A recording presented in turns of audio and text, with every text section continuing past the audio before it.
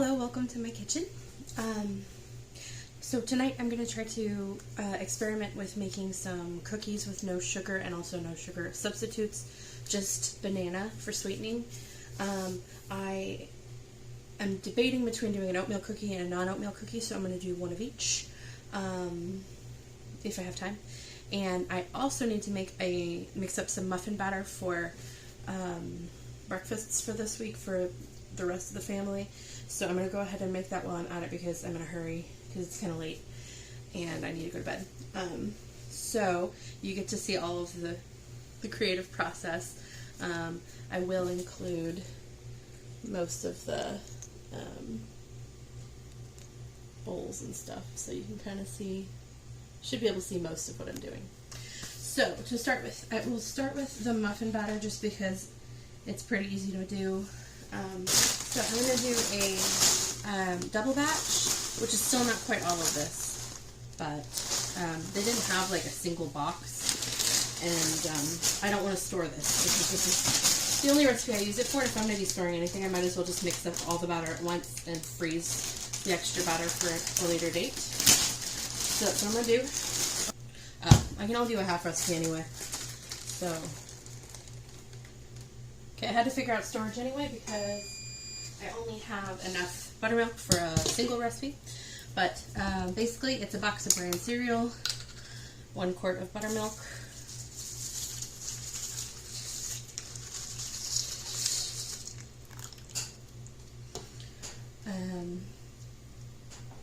two cups of sugar. So this isn't really on my diet, but it's a great way to get fiber into my toddler when she hasn't been eating it any other way.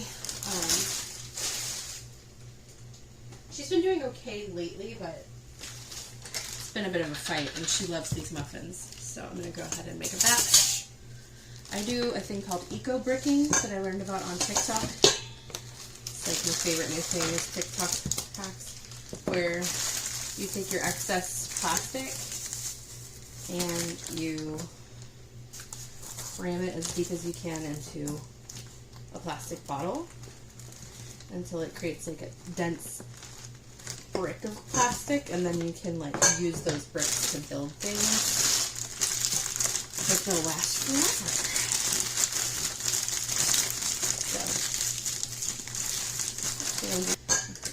So like that. That's how I do my eco bricking. Just for non-recyclable plastics, like candy wrappers and stuff like that. Okay, so 2 cups of sugar, 5 cups of flour. Where's the sugar? There it is.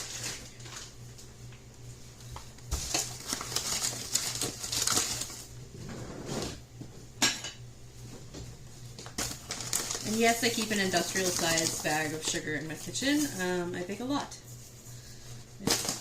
My hobby and my job. Well, one of my jobs. So it does make this whole diet thing kind of awkward. But I love this recipe because it's a family recipe, and our family tradition on Thanksgiving is to start the day very virtuous with fiber and a run. So we do a turkey trot challenge, and then we get home and we have, my mom makes these bran muffins to keep things moving throughout the day after the feast. And we have yogurt and bran muffins for breakfast, and then usually we have our big Thanksgiving lunch at like 2. And it's just great because it really does kind of allow us to just enjoy the feast guilt-free without really worrying about the fact that we're indulging, which I really like. Because we do go all out for the Thanksgiving potluck. Everyone in my family is an excellent cook. Okay, and then you want 1 cup of vegetable oil.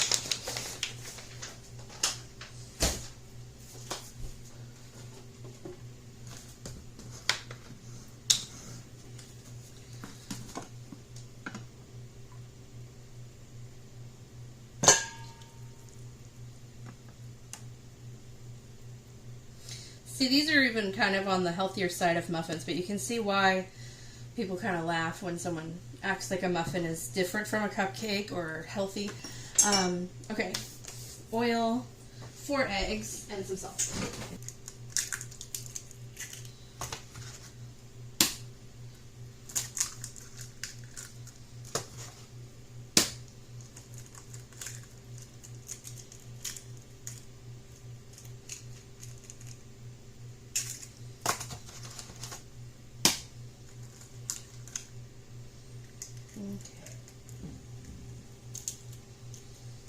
If you hear a weird rumbling sound, I have a gas stove, which is awesome in Texas in July,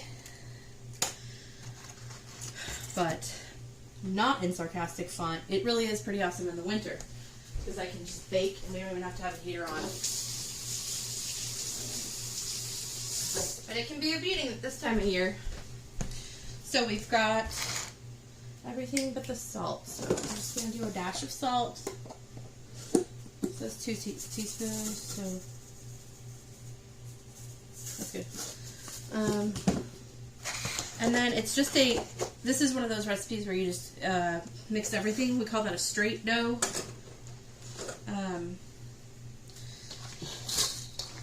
And the reason that I wanted to get this made tonight is because it has to sit overnight and like soak.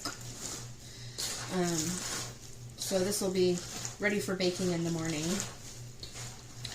And then I'll bake off probably a dozen and I'll have breakfasts for several days and snacks even. We do have to be careful. It is a bran muffin, so you really can't eat more than like 2 in a day without some consequences, but if you're needing those consequences, it's awesome. And like I said, my 2-year-old loves these muffins, so it's a great way to get some fiber in her. I bought a different brand of applesauce pouch this time around, and she's not a fan, so I'm just a little concerned because she usually has a mixed fruit and veggie pouch every morning first thing, and she doesn't like the brand that I got this time. I tried something new and different that I think is a little heavier on the vegetable flavor, and so she's only been drinking like about a third of each one instead of pounding like 2 of them. So I just want to make sure that she doesn't suffer any consequences of that, because we're going through them a lot slower, which would be nice if I weren't trying to get the fruits and vegetables in her, because I'm sure I'm saving money only going through like half a pouch a day instead of, you know. So anyway, so there is my batter. It's pretty well mixed. Double check. Yeah. So that muffin batter, tomorrow morning I'll put it into greased muffin tins. Each muffin tin will be 2/3 full, which is about one hearty black scoop or one like pretty level yellow scoop, in case you were curious. And they bake at 375 for 15 minutes, sometimes a little longer. I like them a tiny bit gooey in the middle, but it really depends on your oven. So now I'm going to make my banana cookies. So I think what I'm going to do is I'm going to do like a peanut butter oat configuration and then a peanut butter chocolate, like not oat one. So one of them will be like an Elvis cookie kind of without the bacon. Yeah, I've got a bunch of really nice ready is what I call it, bananas. So I'm gonna just use these.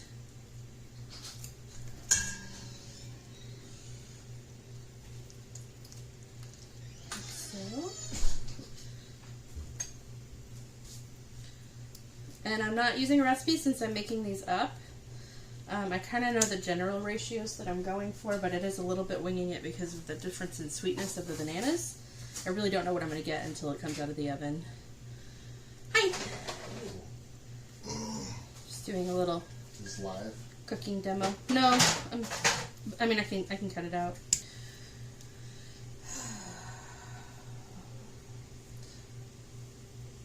So this is the third banana in this bowl. So I've got 4 bananas in here that were frozen, so they're a lot juicier. And I've got 3 bananas in here that were just like pretty close to black and in the fridge for a couple days. So, oops. So that'll probably change the texture. I'll see how they look after I add the fat and then decide which one's going to be the oat one and which one's going to be the chocolate one. I actually think I might do the wetter one with the cocoa because it'll dry it out a little bit, and do the drier one with the oats. And I don't know why I just switched the bowls. I was in my head I was going to do the oats on the left and the cocoa in the right. So I've got my bananas. I'm debating whether to mash them up a little bit before I add anything else. I think I will. I'm going to go ahead and just mash these on the mixer.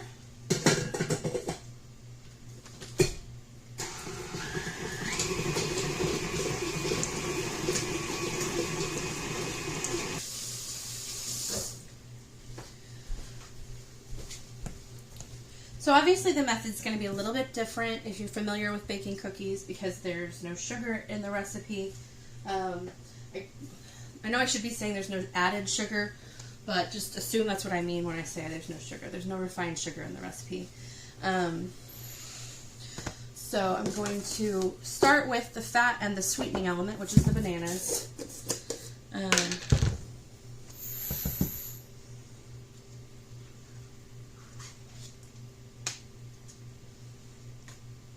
So instead of butter, I'm going to use peanut butter because at least it's higher protein. And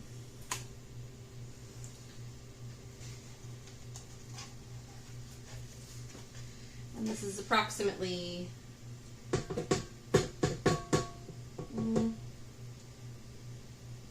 little over a cup per bowl.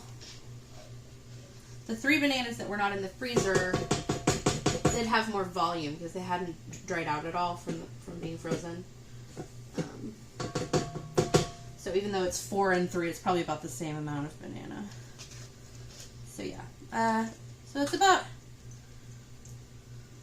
like 3 sticks of butter worth, maybe a little bit more, of peanut butter. So I'm gonna just pound this and go ahead and cream this.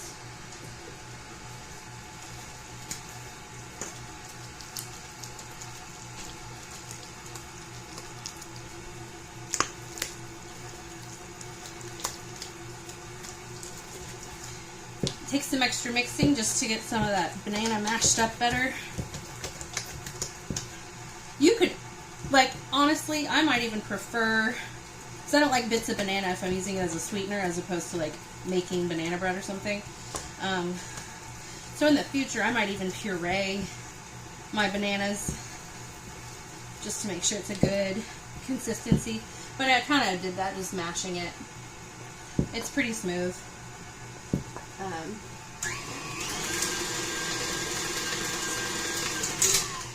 And so is that one. So it actually looks pretty good. So now I'm going to add my vanilla.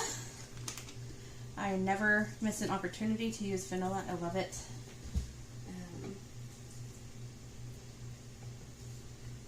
It's not, but this is sort of the trace sugar that I'm not really worrying about too much, is that kind of thing. And then my eggs. Since I'm using approximately a cup and a half of fat, I'm going to go ahead and do 2 eggs per batch. That should give it a nice consistency.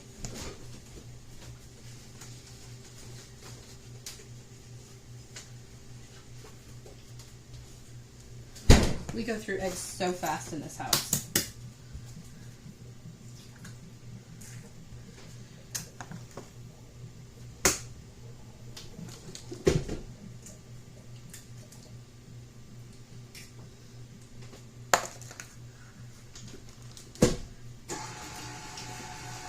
And we mix till incorporated, just like with any other cookie recipe.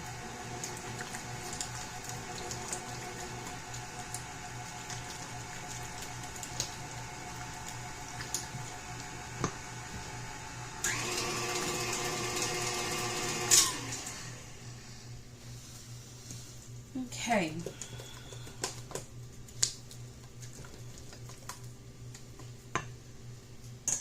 Now that I'm looking at them, I feel like this one might do better with the flour and this one will do better with the oats. So, I think I might have put a little more peanut butter in this one than that one, but whatever. So based on the proportion of fat, again, I'm going to go for, let me clean this out. I'm going to go for about 4 cups of dry ingredients. So I'm going to want, I'll use up this bag. What I'm going to want is 1/3 of my dry ingredients to be cocoa if I want a chocolate cookie. So if I'm going for 4, I'm going to go a little over 1 cup of cocoa.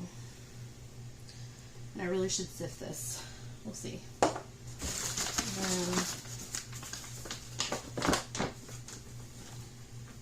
this.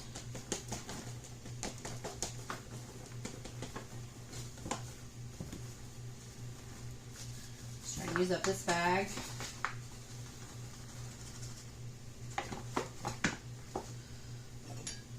Oh my goodness, I've never done that. Moving too fast.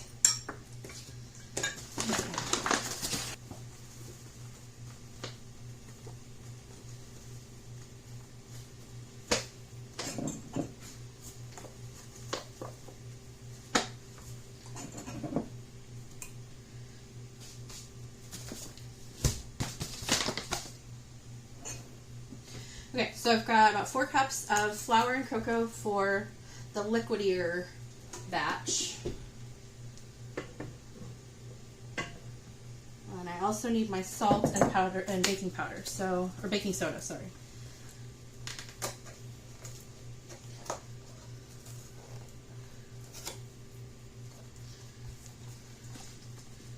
So about a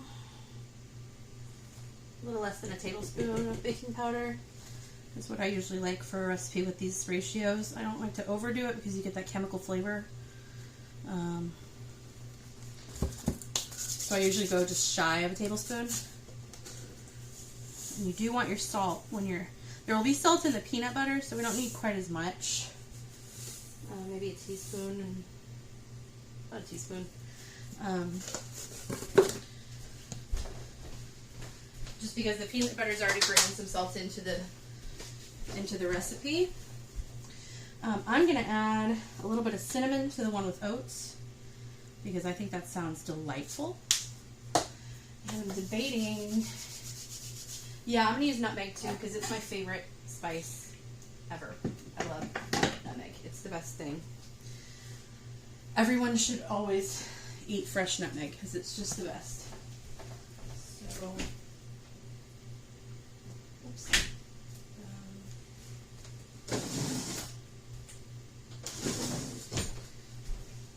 My husband hid my nutmeg.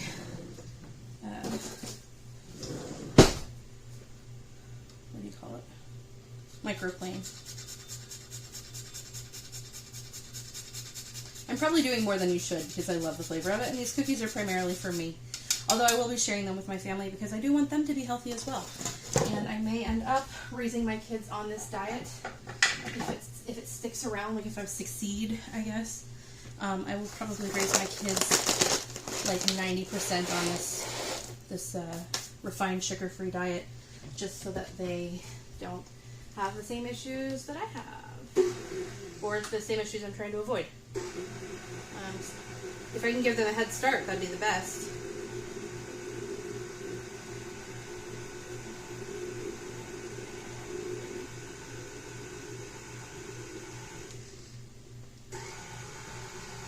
If you ever have issues with the powder bursting out of the bowl when you turn on your mixer, just start it. Oh, that smells good.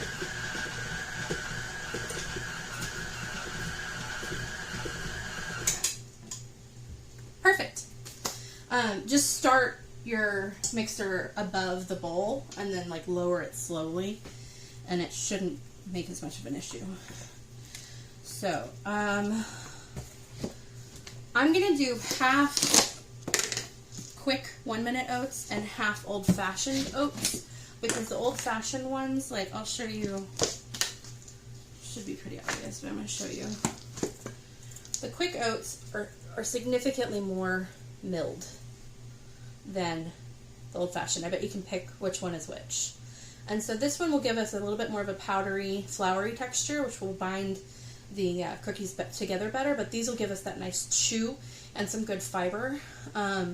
So I don't want to do all this because it'll be a very loose cookie and maybe a little too oaty, a little too chewy. But I don't want to do only this because I like that chew a little bit. So we're going to do a half and half combo of both. So we'll go for about 4 cups in this one as well. So about 2 cups of the quick oats. I don't know which one's which. Oh. For some reason they're the same brand, but aren't they? Anyway, whatever.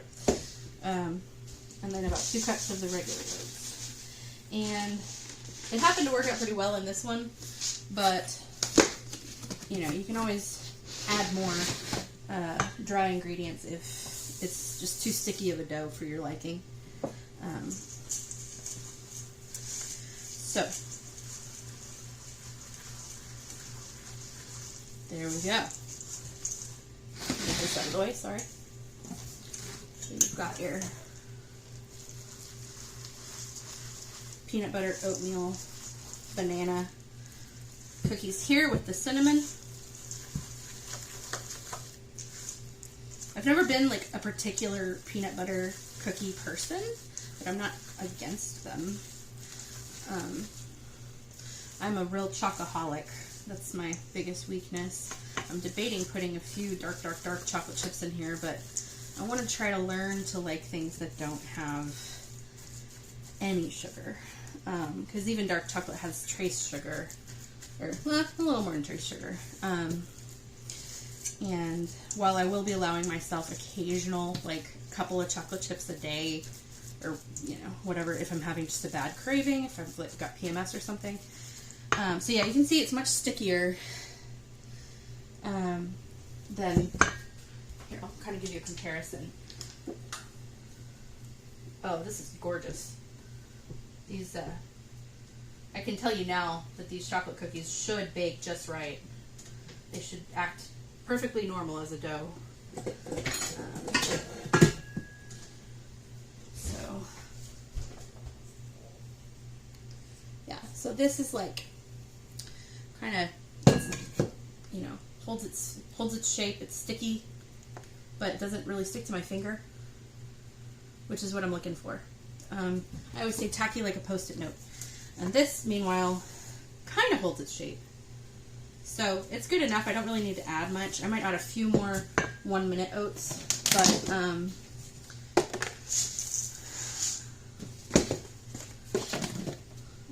I don't really need it. I could make some pretty good cookies, but I want soft cookies. I don't really want flat, chewy cookies. Just because I'm baking for my own craving right now. That's the way I prefer cookies when I get to make them for myself. So I'm just going to mix in a little bit more of the powderier 1 minute oats. And there you go. So now I just have to ball them up and bake them off, and we'll do a taste test. Okay, I just tasted this batter, and I can already tell there's a little too much baking soda in it. I guess sugar counteracts some of that baking soda chemical flavor. So I'm going to cut a lemon, put a little lemon juice in there. Can't exactly explain scientifically why, although it will probably activate some of that baking soda. It just sounds like it would be the right thing to do when, like, if I can't add sugar, and there's a bitter flavor, then I feel like acid would help, especially fruity acid. So I'm going to try, I don't want any seeds. hate lemon seeds. Okay. So I'm just doing half a lemon. I feel like that's going to help. I don't know, I'm winging it. But it should activate some of that baking soda, which might counteract some of the flavor. I kind of wish I had one more banana. I feel like that would help. But I do not, alas. So we'll hope that this works. Okay, I'm going to taste the dough now. Okay, it is better. Baking it will help.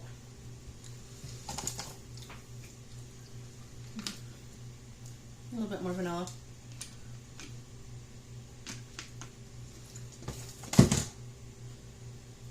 Now it just kind of tastes like a boring peanut butter oatmeal cookie. So I'm going to add some cinnamon. I'm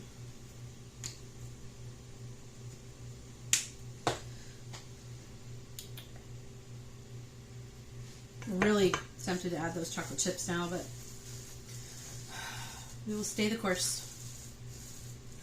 So I might recommend 5 bananas for this recipe. Otherwise, I do pretty much exactly the same thing. Maybe half of baking, so like maybe like a teaspoon of baking powder.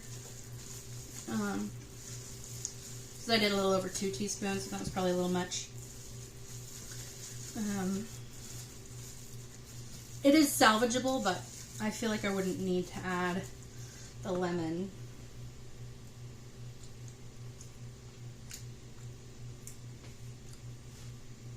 Okay, I think that'll bake fine. I'm going to toss back in the 2 cookies that I'd already scooped. Kind of incorporate them. Yeah. Okay, yeah, it needed that extra cinnamon too. I wasn't tasting it at all before. This is what it's like, though, to create a recipe from nothing when you know what you're doing. And obviously, like, salmonella warning, raw cookie dough, like yada yada yada. Don't do this at home. I'll take my chances so that I don't ruin this whole batch of cookies. Again, these are primarily for me, and my daughter doesn't care if I'm licking my fingers, but wash your hands if you're baking for other people.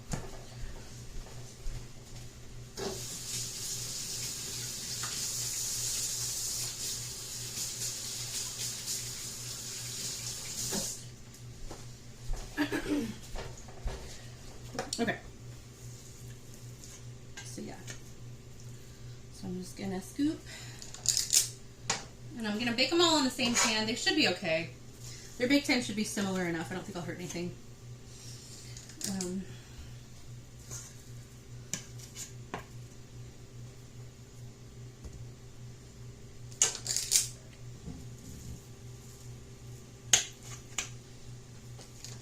And then I'll just freeze the rest of these doughs for the next time I want to make cookies. So yeah, now the next thing you'll see will be the taste test. Okay. Well, while the cookies were cooling, I did my workout. I did the first workout from that metabolic rejuvenation or whatever program I bought off of TikTok. I don't think I got ripped off. I might be unalived by this program.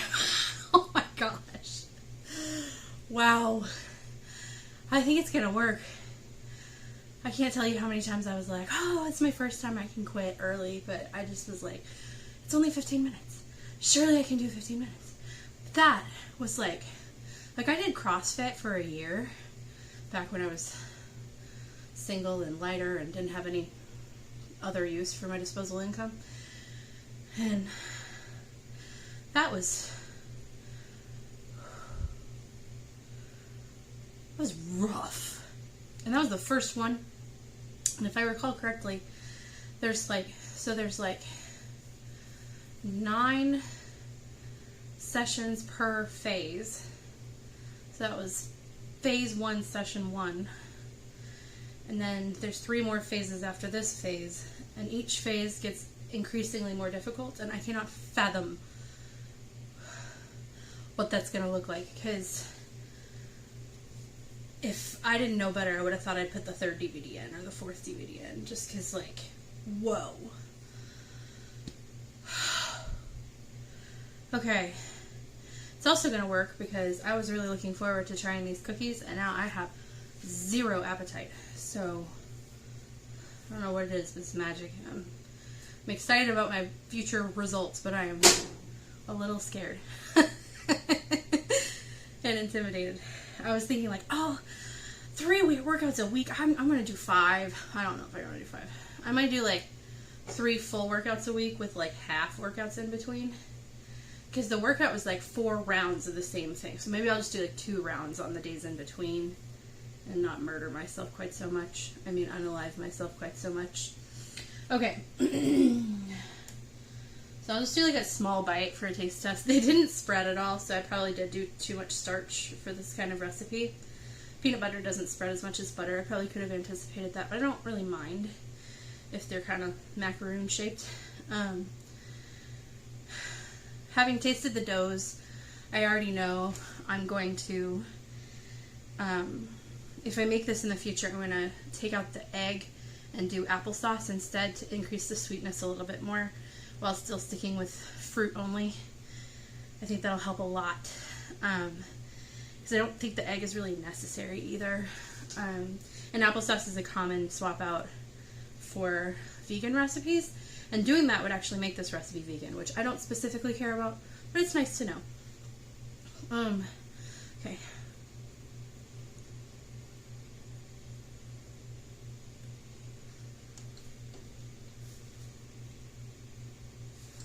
Yeah, it's a little dry, probably because of the lack of butter. I was trying to be extra healthy. I might add butter too, because I don't have to avoid butter.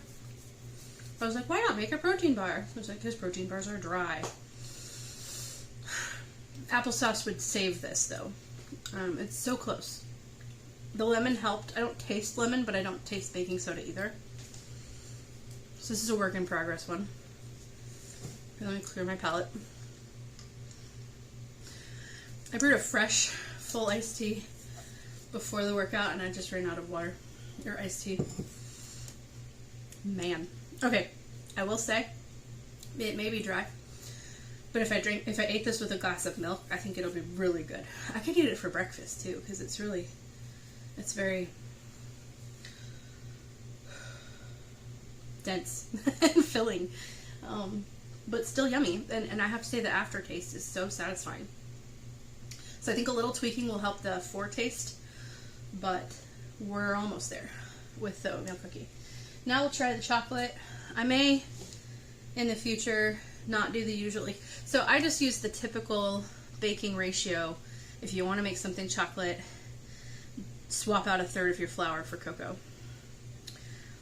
When you don't have sugar, I think that cocoa will add a little more bitterness. So I have a suspicion this is going to be a little dark for me.